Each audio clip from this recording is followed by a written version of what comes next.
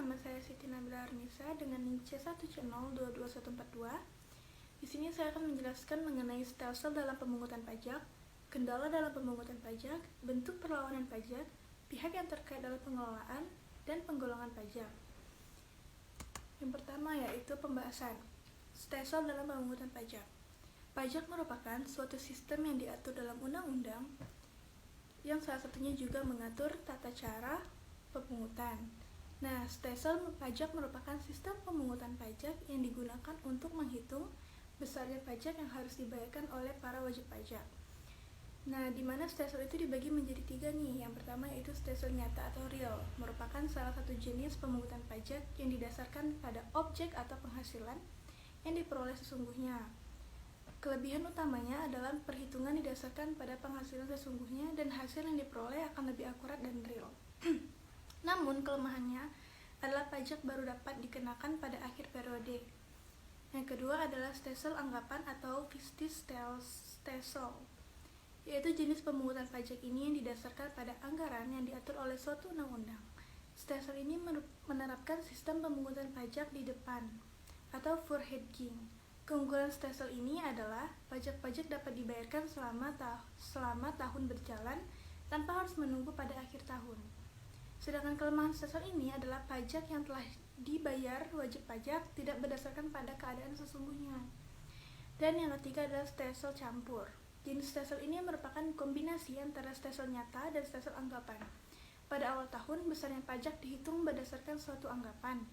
Nah, kelebihan stelsel ini, pemungutan pajak sudah dapat dilakukan pada awal tahun pajak dan pajak yang dipungut sesuai dengan besarnya pajak yang sesungguhnya terutang.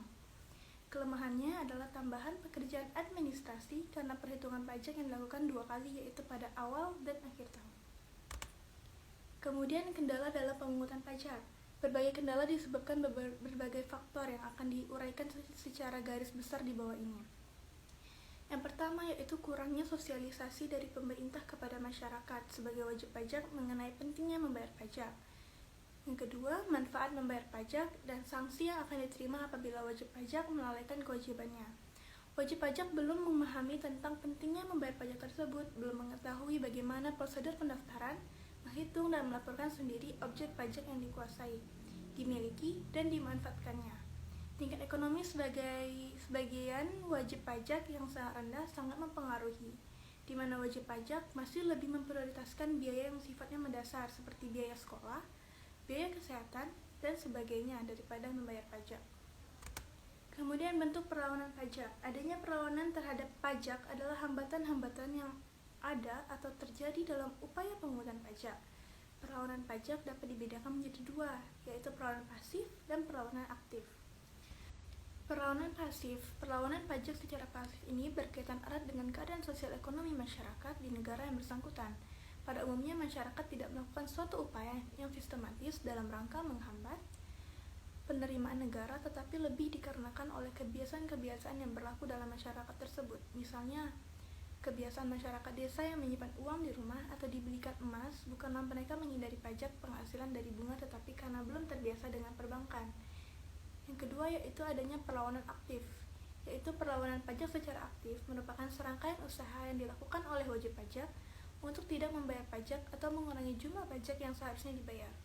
Perlawanan secara aktif dapat dibagi menjadi 2, yaitu sebagai berikut. Yang pertama adalah penghindaran pajak dan penggelapan pajak, di mana penghindaran pajak adalah suatu usaha pengurangan secara legal yang dilakukan dengan cara memanfaatkan ketentuan-ketentuan di bidang perpajakan optimal, seperti pengecualian yang pemotong-pemotongan yang diperkenankan maupun manfaat hal-hal yang belum diatur dan kelemahan-kelemahan yang ada dalam peraturan perpajakan yang berlaku.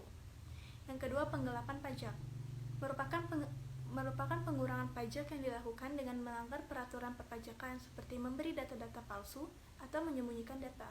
Dengan demikian, penggelapan pajak dapat dikenakan sanksi pidana. Selanjutnya, pihak-pihak yang terkait dalam pemungutan pajak. Pemungutan PPN adalah badan atau instansi yang ditunjuk Menteri Keuangan dan memiliki kewajiban memungut, menyetor, dan melaporkan pajak, terutama atas penyerahan BKP atau JKP. Pemungutan PPN terbagi menjadi 3, yaitu berdasarkan pemerintah, kantor pendaraan, dan kas negara. Bendaharawan pemerintah merupakan bendaharawan atau pejabat yang melakukan pembayaran atas transaksi yang berkepentingan dengan pemerintah. Dana transaksi berasal dari APBN dan APBD. Bendaharawan pemerintah ini terdiri dari bendaharawan pemerintah pusat dan daerah, baik provinsi, kabupaten, maupun kota. Namun, dapat disimpulkan berikut adalah badan atau instansi yang masih termasuk dalam bendaharawan pemerintah, yaitu bendaharawan pemerintah pusat maupun daerah, pejabat yang ditunjuk langsung oleh menteri atau ketua lembaga sebagai bendahara, Direktorat Jenderal atau Kantor Pembendaharaan dan Kas Negara yang kini dikenal dengan Direktorat Jenderal Pembendaharaan atau Kantor Pelayanan Pendaharaan Negara. Pemegang kuasa atau izin atau kontraktor pendaharaan pasal 1 PMK 73/PMK 0.03/2010 yang dimaksud dengan pemegang kuasa izin atau kontraktor negara adalah kontraktor kontrak kerjasama atau KKKS dengan pengusaha minyak dan gas bumi, kontraktor atau pemegang kuasa atau izin pengusaha sumber daya panas bumi yang meliputi kantor pusat, cabang maupun unitnya. KKKS merupakan pihak yang memiliki kontrak kerjasama dengan pemerintah yang merupakan pihak yang memiliki kontrak kerjasama dengan pemerintah, yakni badan usaha tetap atau perusahaan pemegang baik pengelolaan dalam suatu blok atau wilayah yang punya hak untuk melakukan kegiatan eksploitasi minyak dan gas bumi di Indonesia. BUMN merupakan badan usaha yang sebagian atau seluruh modalnya dimiliki negara melalui penyertaan langsung yang asalnya dari kekayaan negara. BUMN terdiri dari dua jenis, yaitu Persero minimal 51% sahamnya milik pemerintah dan Perum seluruh modal milik pemerintah. Jika terjadi penyerahan BKP atau JKP dan jika dilakukan oleh PKP rekanan kepada pemungutan PPN, maka PPN akan dipungut oleh pemungutan PPN, bukan oleh PKP rekanan yang melakukan penyerahan BKP atau JKP tersebut. PKP rekanan tetap memiliki kewajiban untuk menerbitkan faktur pajak sebagai bukti pemungutan PPN. Tapi, pemungutan PPN lah yang berkewajiban untuk memungut, menyetor, dan melaporkan pajak yang dipungut. Kemudian, yaitu pengelolaan pajak. Pajak berdasarkan golongan. Berdasarkan golongan atau sistem pemungutannya, definisi pajak terbagi menjadi dua, yaitu pajak langsung dan pajak tidak langsung. Yang pertama yaitu pajak langsung, adalah pajak yang dikenakan serta berkala kepada wajib pajak dan tidak bisa dialihkan ke orang lain. Contohnya pajak langsung seperti pajak penghasilan atau PPH dan pajak bumi dan bangunan seperti PBB atau PBB. Kemudian yaitu yang kedua adalah pajak tidak langsung, adalah pajak yang dipungut saat periode tertentu dan bisa dialihkan ke orang lain. Contoh pajak tidak langsung seperti pajak pertambahan nilai atau PPN dan pajak atas barang mewah.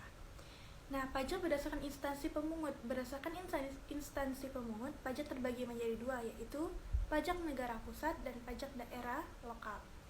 Yang pertama yaitu pajak negara pusat, adalah pajak yang dipungut oleh pemerintah pusat lewat instansi Direktorat Jenderal Pajak, Direktorat Jenderal Bea Cukai, dan kantor inspeksi pajak yang ada di banyak daerah.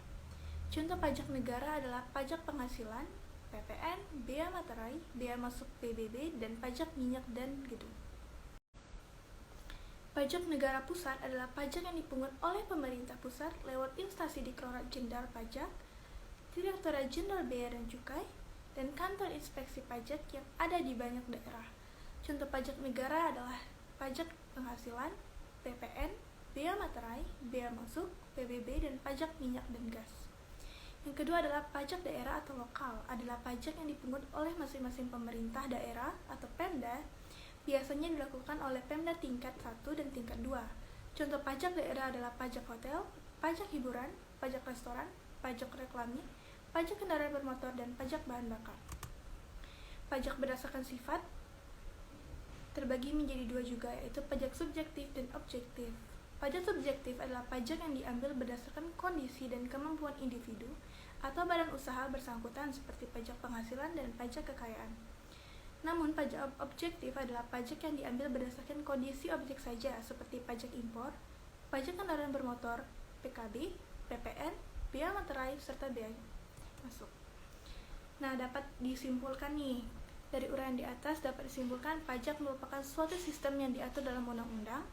Undang-undang salah satunya juga mengatur tata cara pemungutan.